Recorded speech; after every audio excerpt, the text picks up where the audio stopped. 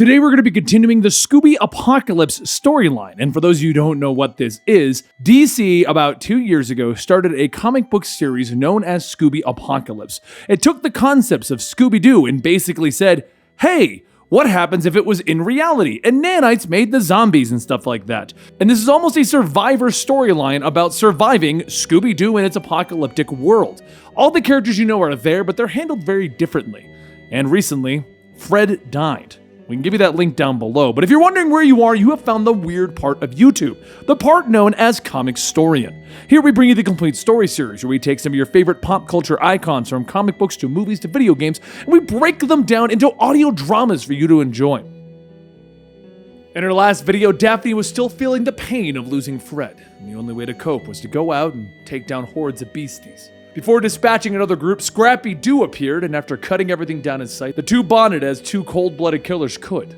But what's more, it seems that Fred has returned to the land of the living as a creature capable of controlling the monsters around him. As Daphne sits in the ruined neighborhood, she begins to feel cold. And while quietly staring off into the distance, she places the barrel of her rifle under her chin, and she goes for the trigger. However, to understand this event, we have to go back to the safe haven where it all began. As Daisy began to finish up the last of her repairs, there was a loud "Coom!"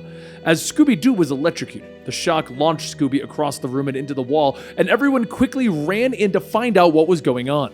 Daphne was the first in, and she shouted, what the hell did she do? She just killed Scooby! And Daisy shouts back that he just stepped on a loose wire, when suddenly an unfamiliar voice asks Daphne why she is always insisting on seeing the worst in every situation. The two turn to see Scoob, and he continues telling her that she would do well to emulate Shaggy's optimism. The estimable Mr. Rogers keeps his head high and his eyes focused on the good. In fact, wait a minute, what am I saying? How in God's name am I talking like this?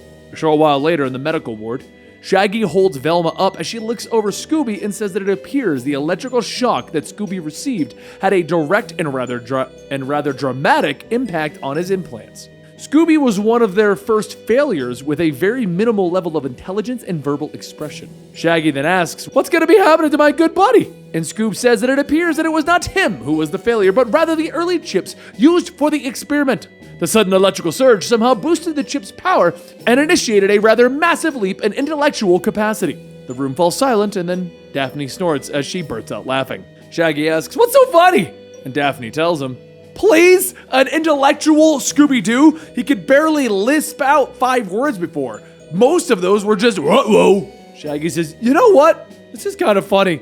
And then the entire room erupts into laughter. Scooby stares at the group, stating, I fail to see the humor in this. For you to insinuate that I was of lower intellectual capacity is profoundly hurtful. Daphne lets out one last laugh before kneeling down to pet Scoob, telling him, we weren't making fun of you. Well, maybe a little. But hey, we love you and we're happy for you. But you gotta understand that since Freddy died, we've had few opportunities to laugh like... Daphne trails off. And when no one says anything, she asks, what is it? Velma says that there's something that she's been meaning to tell her. Seconds later, Daphne storms out shouting, Fred's alive and you hit it? Velma tells her that it was a scout who saw it. What they saw resembled Fred. Given all the things they've seen, it is a high probability that it is another creature with the ability to mimic human form.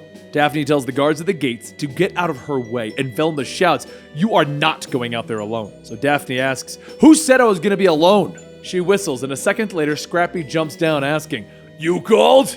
Scooby tells Scrappy, it would seem that you and Daphne have been getting along. From canine to canine, convinced her that this course of action is ill-considered. Scrappy snaps back, you better keep your wet nose out of this before I... Just then it hits Scrappy that Scooby is actually talking to him.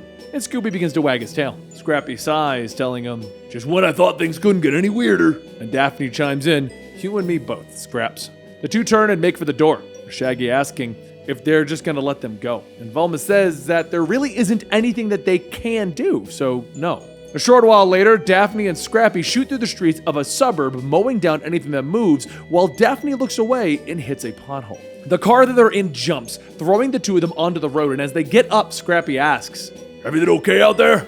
Daphne tells him that other than her butt hurting like hell, she'll live. And Scrappy then says that he can get the car up and going again soon, so they can get back to that killing spree. Daphne smiles, and then the smile fades, and she slowly walks up to a house, kicking in the door. Scrappy follows behind, asking, what's the deal?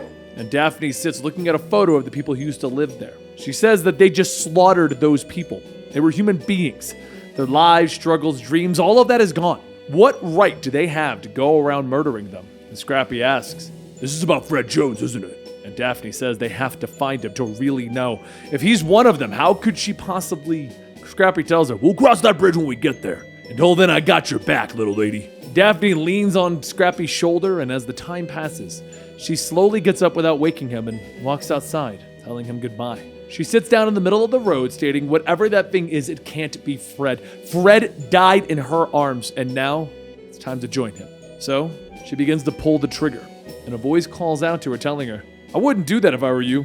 After all, if you blow those beautiful brains out, you'll ruin our reunion." Daphne looks up to see Zombie Fred holding out his hand, and she shouts, "No, this is impossible." Fred tells her, "Yet here I stand, your beloved Fred, back from the dead, ready to reclaim my bride." But as that goes on, from up on top of the house, Scrappy is watching Daphne and Fred, asking, "You getting this, Chief? It's him.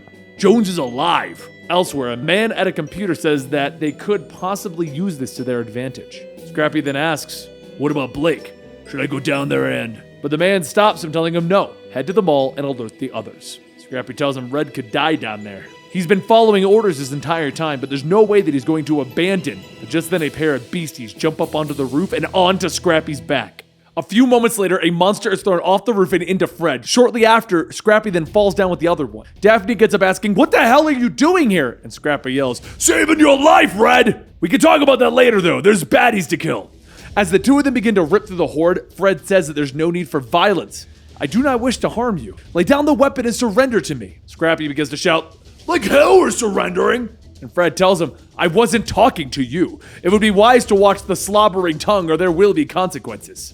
Daphne asks, "Is that right? Here's what I think about your consequences." She punches one of the monsters, and just as she says that she can give him more consequences than he ever thought, a rogue monster swipes, ripping into Daphne's face. She spins back, stating, damn you to hell," before opening fire on the monster who cut her face. Fred tells her that that was unfortunate, but expected. "I come in peace, a heart filled with love, and you respond with blind rage? Then again, you did watch me die, so this can all be very confusing. After everything that we've been through over the years, this is a new age, an age of wonders and miracles. I've never known miracles greater than our love." He reaches out to touch the blood dripping from Daphne's face and licks it. Scrappy swings, stating, "Most people who love someone don't get off of the taste of blood." But Fred catches the punch and then crushes Scrappy's fist, telling him, "I said once there would be consequences. Did you think that I was bluffing?" Scrappy howls in pain and Daphne shouts, asking, "Wasn't this supposed to be peaceful?" And Fred tells her, "I find violence distasteful, but that doesn't mean that I can't appreciate its efficiency. Besides, the bond formed between you and this canine is rather touching, in a perverse kind of way." Daphne yells, asking, "Who are you?" And Fred tells her, "You know exactly who I am. I'm the husband-to-be, and what I want more than anything is to save the world." He then explains how he came to be when he awoke.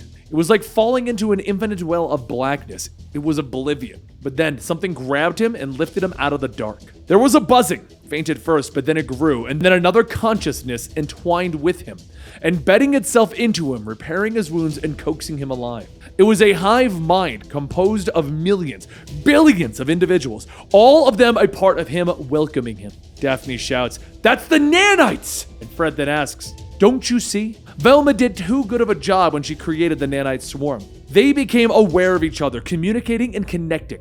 The more that they connected, the more their consciousness evolved. They're alive, and they chose me to be their avatar. And together we can bring peace to the world." So Daphne kicks Fred in the groin, telling Scrappy to run. The monsters all tackle onto Daphne, and Scrappy starts fighting them off, stating, "I can't leave without you!" And she shouts that if he stays, they're both going to die. "Get back to the others and warn them. All of our lives depend upon it." Scrappy throws one of the monsters, stating, "I hate it when you're right!" And he begins to make his escape. Once Scrappy is clear, Daphne asks Fred what is he planning on doing, and he tells her, "Make you one of us, of course. And then we can be married." Down the street, Scrappy reports back to the man that he was talking to, and he tells Scrappy that didn't he already tell him to go back? He saved his life, healed his wounds, repaired his faltering implants. Now he needs to trust him on this. This is for the best. The man looks at a photo on his desk, one of him and Velma as children, and Scrappy says that maybe the best for him is sitting all safe in that bunker. The man gets up, stating that he won't be here for long. He's going to be leaving Albany in a few days. As the man ends the call, he walks into the next room, flipping on the lights, asking, "What do you say, brother? Want to join me on a road trip? I can see it now. Quentin and Rufus Dinkley, together again. Won't our sister Velma be surprised?" And in that test tube is the charred body of Rufus, still alive. And now we are back to wrapping up Scooby Apocalypse. Now, I know we used to do it once a month with Scooby Apocalypse, but we have gotten behind on quite a bit of storylines, so I'm going to be just wrapping up a lot of these older ones, like Scooby Apoc. So we're coming to the end. The storyline was completed and is completely done in comic books, so we have 2 more episodes of this coming out. Subscribe to the channel to keep up to date on that, and you can find me on Twitter at Comicstorian if you want to tell me how much you love Scooby Apoc. Remember back when I had t-shirts? Yeah, we stopped making those, and then we signed up for designbyhumans.com/eligiblemonster. And we brought all our t-shirts there, and they're now all in one easy-to-find location where you can go pick them up. We have everything from our Comicstorian brand to the Comicstorian metal shirt to a Crack-a-Goon shirt to Eligible Monsters logo shirt to the Tales of Earth mascot of Cthulhu to the Tales of Earth just regular t-shirt to the I Love the Illuminati shirt to the We Must Shave Space Mom Warframe shirt, and our Final Fantasy shirt that I have not seen at this moment, so I can't tell you what's on it. Either way, all of these shirts are located on our entire company's merch store, and if you do want to pick up some merch, please go check them out.